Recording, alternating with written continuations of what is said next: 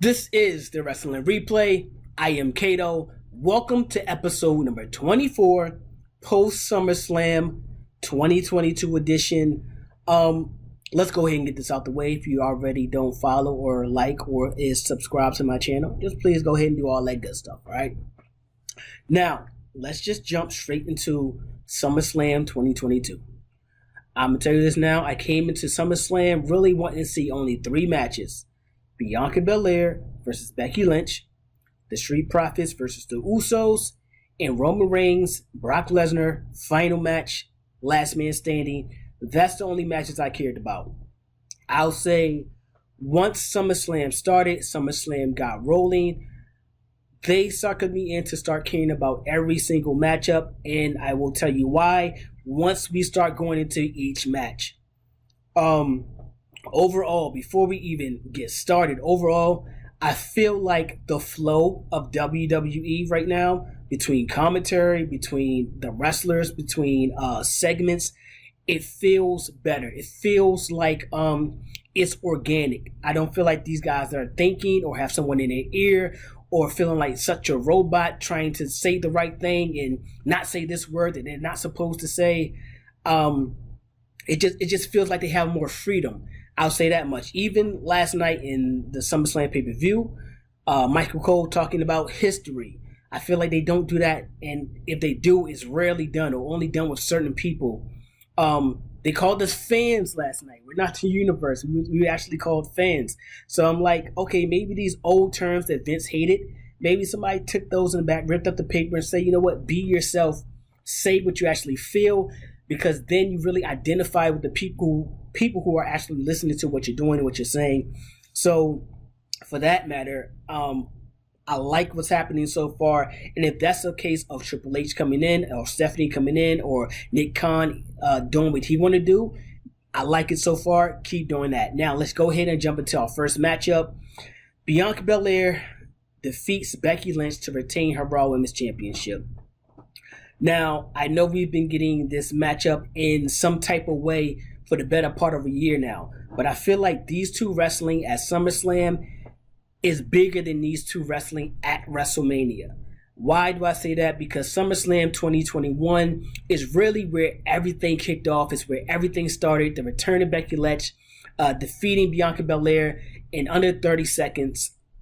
Now to cap it all off at SummerSlam 2022, I feel like everything has finally come full circle. Not only that, with these two wrestling each other so much or being in fated four-way matches or tag team matches and things like that, the chemistry that these two women have developed over that time, it all showed and capped off inside this matchup. To be honest, the only thing that I did not like about this match is the fact that every time Becky Lynch goes to reverse the KOD, it's always grabbing the top rope. Like, Bianca, at what point are you going to not lift her up near the top rope?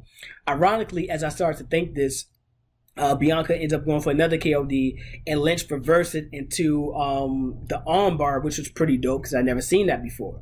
Why couldn't we just get that and skip the whole pulling the top rope thing?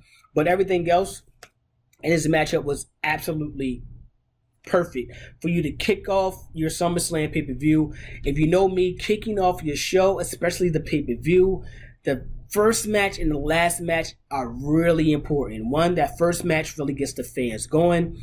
It gets the people who are watching engaged. It sets the tone for the rest of the pay-per-view going forward. And this did an amazing job at that, right? I like the fact that Bianca Belair was able to retain her title. And I'm going to go ahead and say this about Bianca Belair. As far as power and the combination of athleticism and agility, I've never seen a woman at all like this. Not in just WWE and anywhere. I've never seen any woman with the combination that she has of speed, agility, power, athleticism, all in one. I've never seen nothing like this before. Bianca Belair last night just took her brand to the next level. I feel like what's happening is we're watching right before our eyes, Bianca Belair pretty much turned into a superstar. She was already a star. She was over. People loved her. I mean, every event she go to, that's what they wanted to take pictures with. I think last night helped push her a notch higher. I'm not going to say she's a megastar yet, but she's definitely just moving to the realm of superstardom last night, defeating Becky Lynch. Now, if you go back and check the last couple of videos, I said for the past 2 to 3 weeks now, Becky Lynch has been getting the better of Bianca Belair, whether it's on the microphone, whatever segment they have, whether it ended up in a brawl. And I said, it looked like we're getting that turn of the man Becky Lynch coming back. And I said, if the man Becky Lynch comes back, it's going to be a problem for everybody. And last night, it kind of looked like we went even further to that point. After the matchup, we got a handshake from Bianca Belair and Becky Lynch, initiated by Becky Lynch. After the matchup is where things really picked up. We seen the return of Bayley last night. Not only that, we seen Io Shirai. We seen Dakota Kai come back. And I like it when I talk about this freedom that the commentaries have and just being organic. Even when Dakota Kai popped up, I think Michael Cole said something to the effect of, she doesn't work here, or she was fired, or something like that.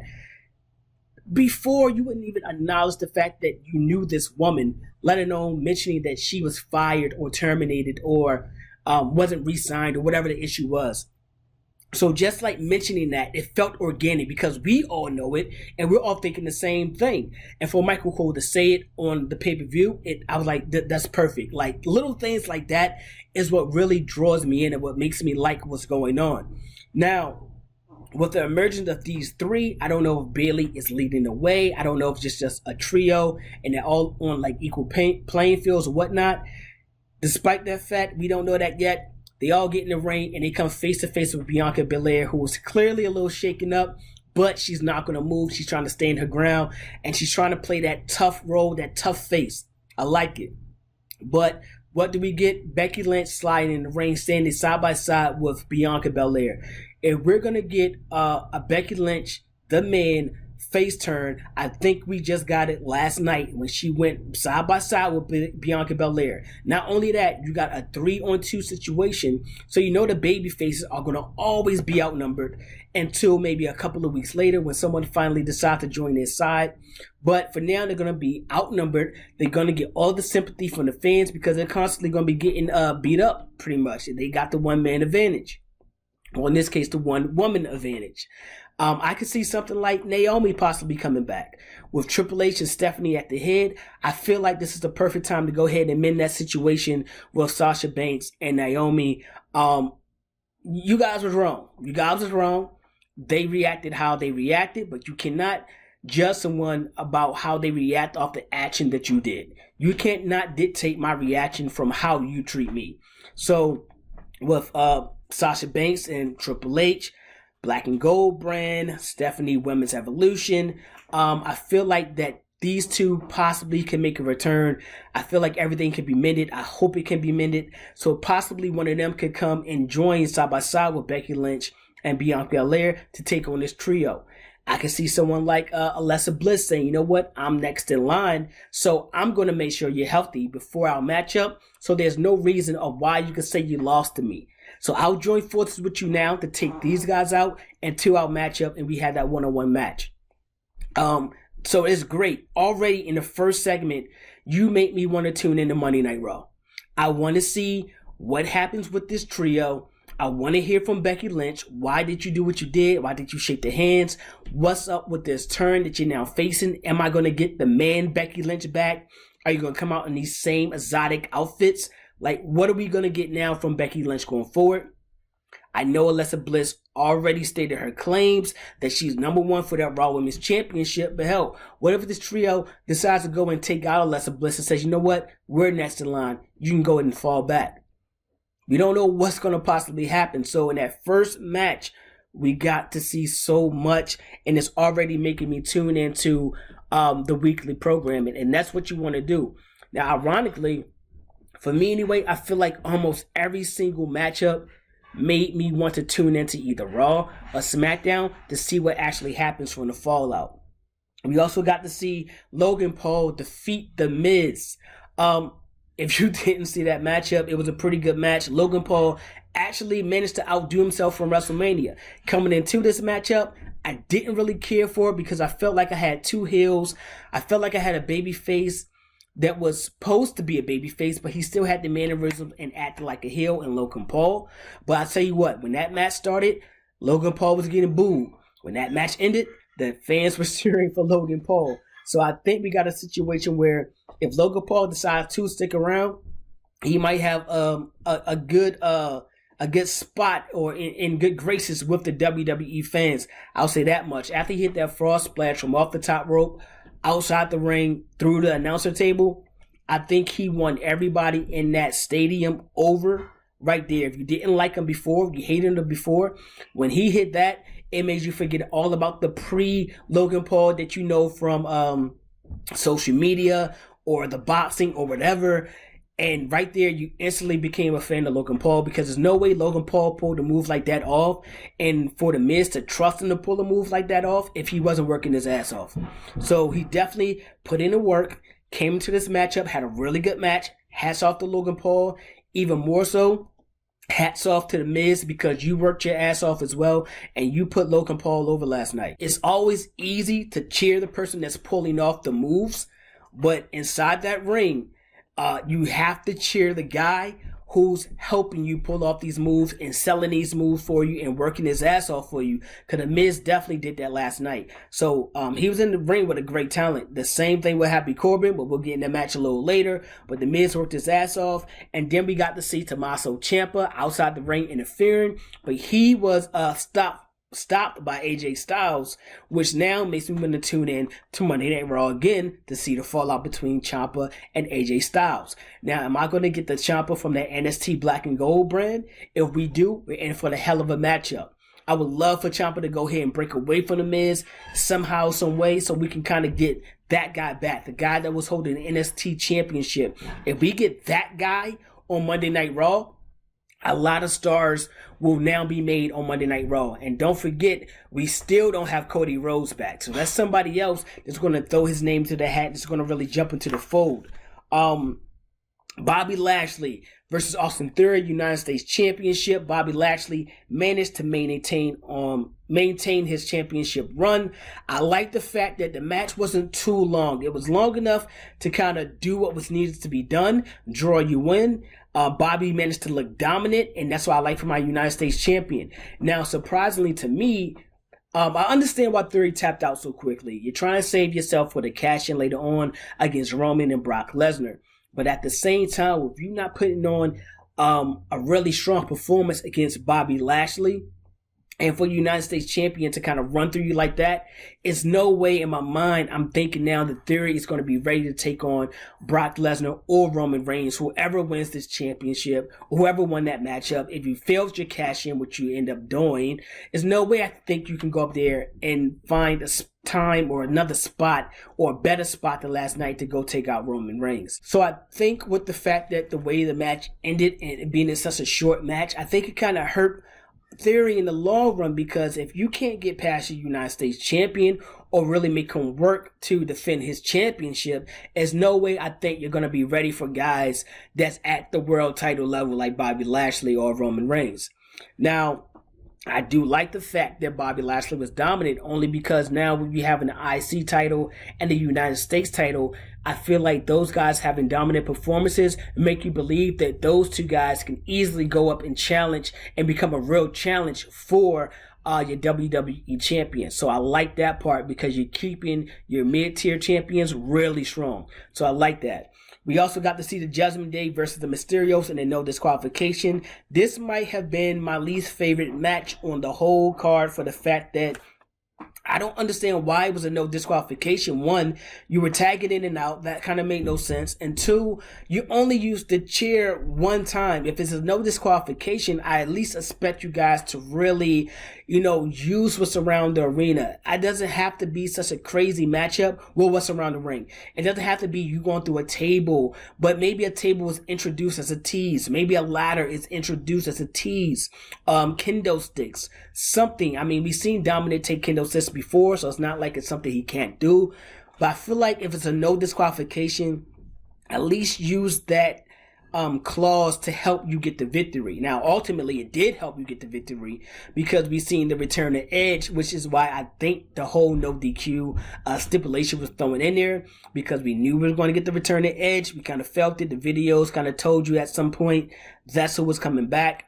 And to be honest, I feel like we should have saved that return for Edge. I would have liked for the lights to go out and a tease of Edge coming, and then he not show up, and then that would allow the Mysterios to somehow grab the victory over Judgment Day and end what's going on there. And then now the birth of Edge and the Judgment Day, or the rebirth of that feud, will kick off maybe on a Monday night. Maybe in 2 weeks, maybe in 3 weeks, maybe Edge start to play mind games with the Judgment Day, being the veteran that he is. That would have been pretty cool as well. But the matchup was okay. It was no different than what we saw on Monday Night Raw. And if you was going to give us that type of matchup, you shouldn't have had that tag team match on Monday Night Raw leading up to SummerSlam, because now you took away from the match that actually took place at SummerSlam, because it kind of was the same exact match. So I'm happy that that's over. The Mysterios can kind of move on and do something else now. Hopefully, please, hopefully, let that happen. And we'll get to see Edge. Edge finally returned. You get one of your superstars back, one of your veterans back. I would love at some point to see Edge and Roman Reigns go at it for that WWE Championship. But right now, we know Drew McIntyre got first dibs. But at some point, when Edge is done with Judgment Day, I would love to see him go against Roman Reigns. Next, we got to see Pat McAfee defeat Happy Corbin. And I'm going to tell you this right now. I'm never really looking forward to Corbin matches. He just doesn't really do it for me. When he first came in, I liked the Lone Wolf. I liked what he was doing. But now at this point, he's like that guy that managed to win certain big matches, but like a Battle Royal or something like that. But when it comes to a title opportunity, he always fails. And now he's kind of just like that gatekeeper of a stepping stone to get to maybe an Intercontinental title shot. Or maybe I want to put someone over, let's go and use Corbin. He works well in the ring, so no issues there. It's not like he's a bad wrestler. It's just that I feel like he's just one of those journeymen who's there and not really progressing in any way. Even with Happy Corbin, it was kind of a fresh restart. I'm like, okay, we could do something with this. And then that was short-lived, but it did help put over someone else. And now we see him in SummerSlam, and it's helping to put over Pat McAfee. And I will say this, if Pat McAfee wasn't so damn good at commentary, I think he could possibly be better inside the ring. He's athletic as hell. We seen what he did last night. He showed out. This was another guy who did a little bit more than Logan Paul to me, because I seen him do it so many times with good talent each time. Adam Cole, he killed it. Corbin, he killed it. So I think if Pat McAfee decided to and just took wrestling full time and decided to be a superstar, I think he could possibly really make a dent inside the wrestling ring. I would not mind seeing him as a WWE wrestler. But that match as a whole, it was an okay matchup. It didn't really wow me or anything like that. But, I'm happy to see Pat McAfee get the win. Now that's over. This was one of the matches that really didn't have any implication on if I was going to watch SmackDown or Monday Night Raw. And the next week, I'm just happy that this happened. Happy Corbin and Pat McAfee feud is over. For the next matchup, this was the match I was looking forward the most to seeing, because they tore the house down at Money in the Bank. I figured they would do the exact same thing here. They did. It was a really good matchup. It was a good matchup, but I don't think it was as better as the Money in the Bank matchup. I'll be the first to admit it. The Undisputed Tag Team Champions, the Usos, defended their titles against the Street Profits with Jeff Jarrett as a special guest referee. Match was still a really, really good matchup. But I feel like they did not turn up the notch. They didn't turn up the dial from what we've seen at Money in the Bank. And I think the only way to turn up the dial is to add a stipulation inside the matchup. Now, this matchup itself, it does make me want to tune into Monday Night Raw. We've seen the way Montez Ford, he's been acting a little different, lately as of the coming weeks. He has a different intensity. He's taking losses a little bit differently, like a little bit more aggression.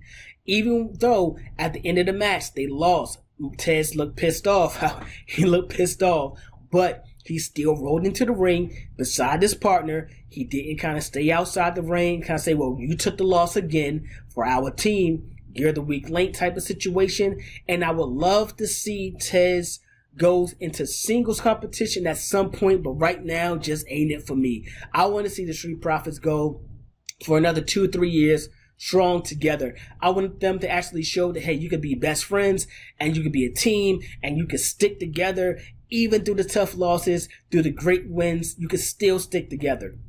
A lot of people are speculating Montez Ford is going to go in singles competition soon. If that does happen, one, please don't let it be the traditional way of Shawn Michaels turning on Marty Jannetty, or hell, recently Tucker and Otis.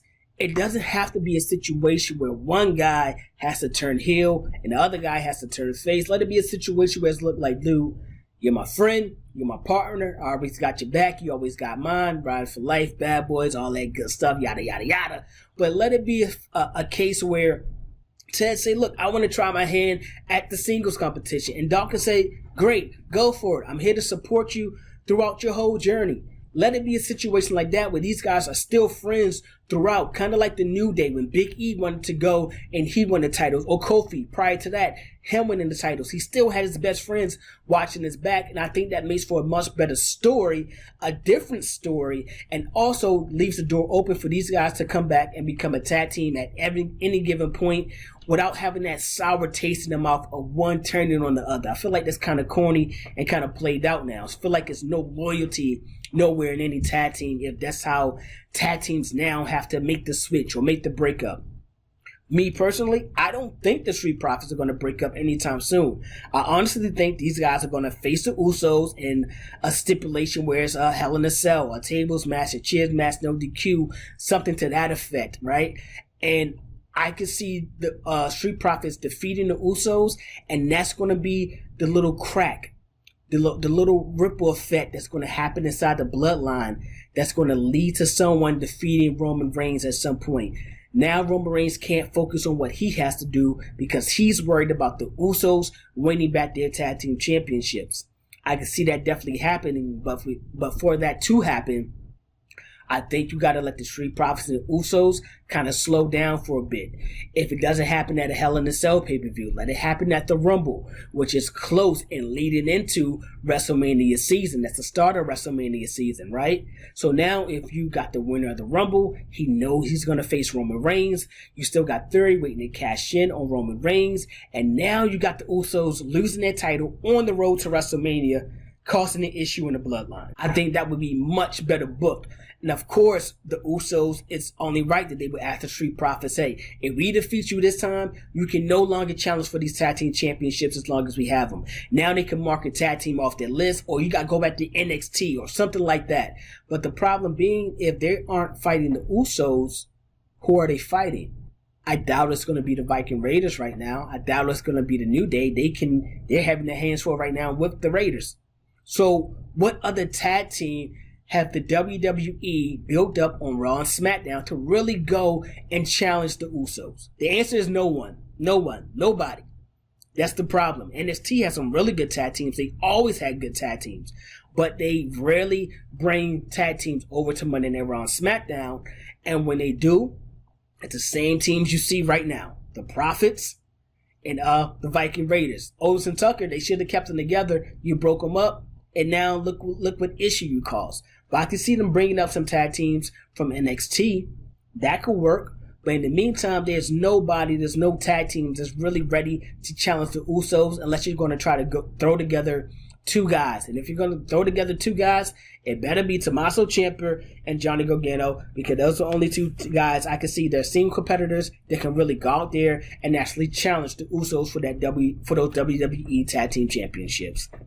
Now, we did not get Matt Riddle versus Seth Rollins at the SummerSlam, but I did like the fact that these two weren't just not seen. They end up having a brawl. I think that's cool. I think it's pretty different. And like I said, that makes you want to tune in to Monday Night Raw. We want to know what happened. We want to possibly get the match at Monday Night Raw, or they'll push it to the next pay-per-view and they can continue to build on this matchup.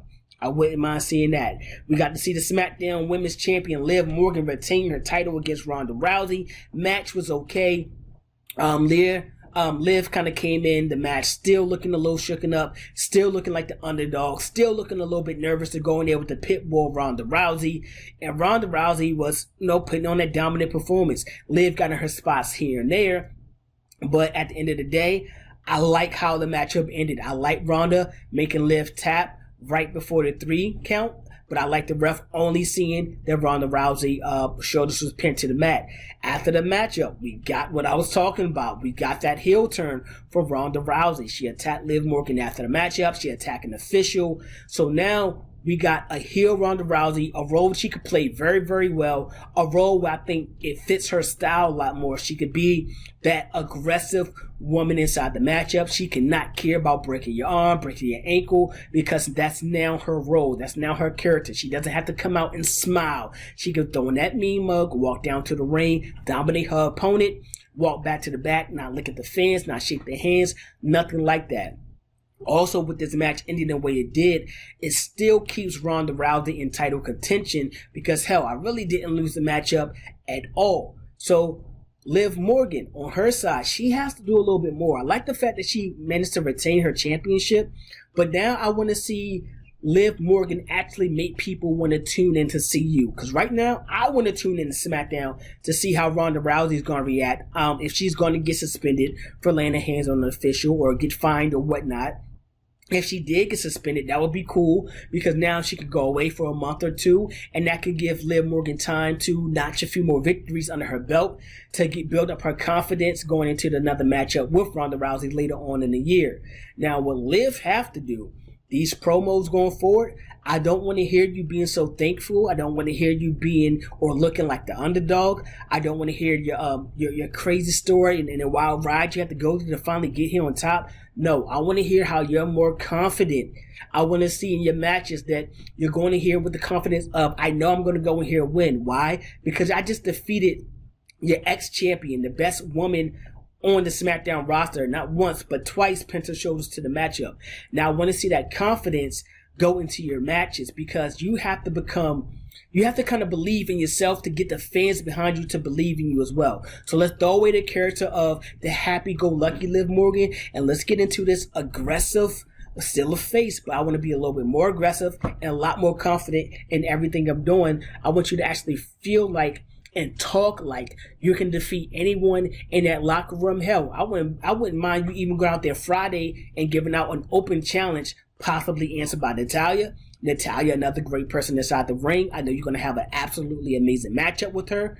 But put the championship on the line against Natalya at the next pay-per-view. Defeat Natalya in convincing fashion. And let's move on and get ready to face Ronda Rousey in that rematch. Alright? Now, let's go ahead and jump into the matchup that no one thought they wanted to see, but secretly everyone wanted to see because it was so freaking damn good anyway.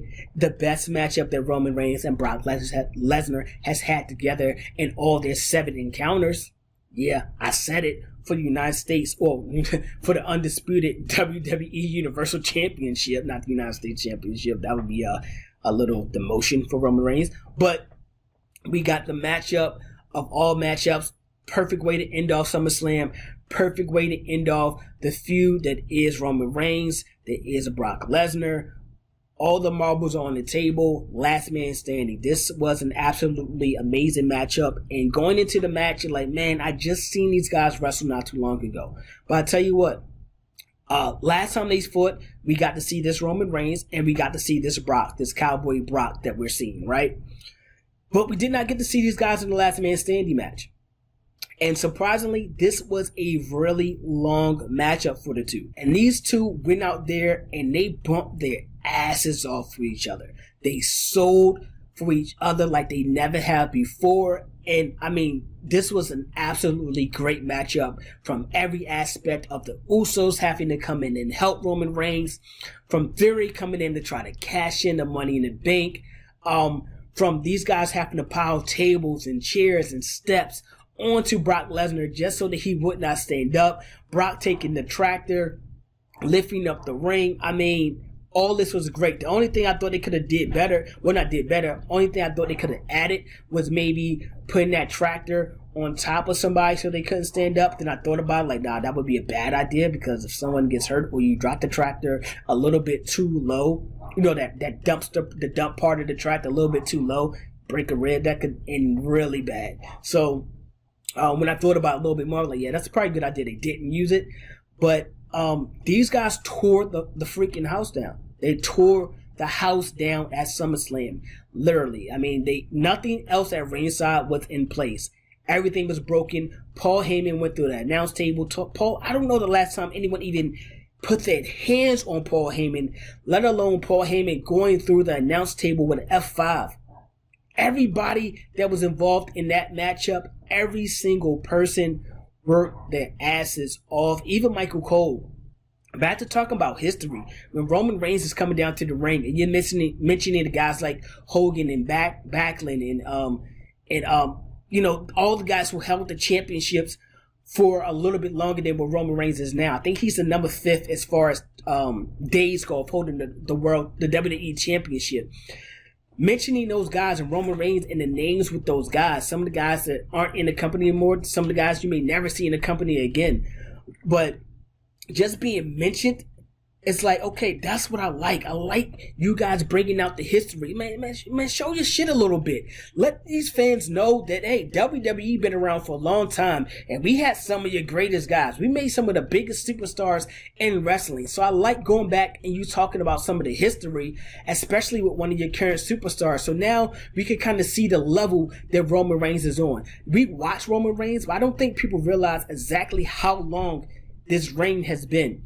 And since this reign has started, this bloodline thing, this tribal chief Roman Reigns, prior to him becoming a champion, has been amazing. He's been killing this role ever since, and it's only getting stronger. With each win that he notches, I feel like he's taking a step higher in just legacy of the WWE. So for Michael Cole to just go and appreciate the greatness that lay before Roman Reigns and put it into comparison to what Roman Reigns is doing, I thought it's dope. I thought that was another form of just freedom. Michael Cole being able just to talk freely, man, not have to worry about someone saying, don't say that, don't mention this person. No, you know they're going to do that in the media.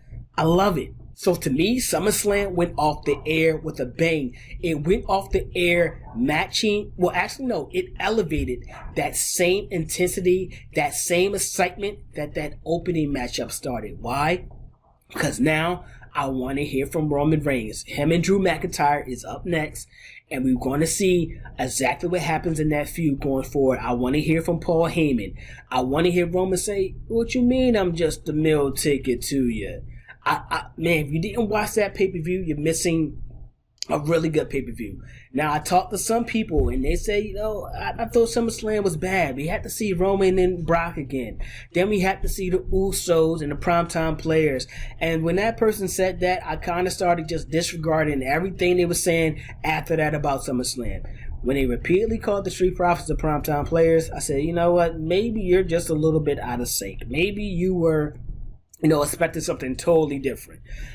He started comparing the tractor to Kurt Angle in the milk truck, or Stone Cold in the beer truck. I'm like, I understand what you're saying, but you've seen something in that matchup you've never seen before. I've never seen no one lift up the ring like that. And honestly, I'm surprised the ring just didn't snap or break in half. We've seen it snap on worse and break on lesser things. But when you start trying to compare it like that, you're trying now to compare the Attitude Era to anything that you possibly see. So that means that you already came into the match closed-minded with blinders on, but that was the best match between Roman Reigns and Brock Lesnar, period. I've seen other people, well, mostly everyone else, enjoyed SummerSlam. For me, I think it was a pleasure because I only cared about 3 matches coming in. Only care about 3 matches coming in. I didn't have in matches like The Miz and Logan Paul. Now made me want to tune into Monday Night Raw to see what happens with AJ Styles and Tommaso Ciampa. Seeing matches like Liv Morgan and Ronda. Now Ronda finally got that heel turn. I want to tune into SmackDown to see what happens with her. SummerSlam did exactly what it was supposed to do. And if we're going to get these type of pay-per-views and these type of events and these type of advancements as storylines and these little cliffhangers to make you tune into the next show under this new Triple H, Stephanie McMahon and Nick Khan, I don't know what you want to call it, regime or takeover or whatever, I'm here for it. I'm absolutely here for it. Me personally, I give SummerSlam maybe a 7.5, 8 out of 10. Only because I feel like when you do have those matches like Pat McAfee and Happy Corbin or your Logan Paul and The Miz, I know it's meant to do something and it's going to an audience that's kind of not solely wrestling fans. You know what I'm saying? When people see Logan Paul in the matchup, they're like, oh, Logan Paul's wrestling. Let me tune in to see what Logan Paul's doing. Let me see how bad he sucked. And he'd be like, oh man, he's really good. But those probably aren't your traditional wrestling fans that's going to tune in week in and week out. Same thing with Pat McAfee. Granted, he's a great announcer and he's damn good inside the ring, but he doesn't wrestle often enough. That's what I'm more so saying. He doesn't wrestle often enough to have the casual fan like, yo, I want to really tune into this Pat McAfee match. So Pat McAfee probably has fans that's way over here that decide to tune in just to watch what he does. Those matches are meant for certain fans, right? I know you have matches in a lot of shows that bring down the crowd a little bit just because the next match following is probably going to spike up the crowd again. You don't want a crowd to be hot all night and then by the time you get to the main event, they're dead because they're tired and they ran out of energy. You don't want that in the pay-per-view, you know what I'm saying? So, I understand why certain matches are placed like they're placed. But for me, this whole SummerSlam card was pretty damn good, man. Pretty good. Did a great job. So I hope we get more of this going forward. I hope we get more freedom on commentary. And to be honest, I can't wait to watch Monday Night Raw tomorrow. I really cannot wait to watch Monday Night Raw, and I can't wait to watch SmackDown. I'm actually looking forward to Monday Night Raw opening with a segment, right? I would love, if not tonight it doesn't need to happen. Tonight you got Edge, you got Bayley, that trio, Dakota Kai, Io Shirai, you got Becky turning into the man. You don't need to see Triple H until about 3 weeks. I would love for maybe 3 to 4 weeks you see Triple H come on a Monday Night Raw and say, now, this is the new Monday Night Raw.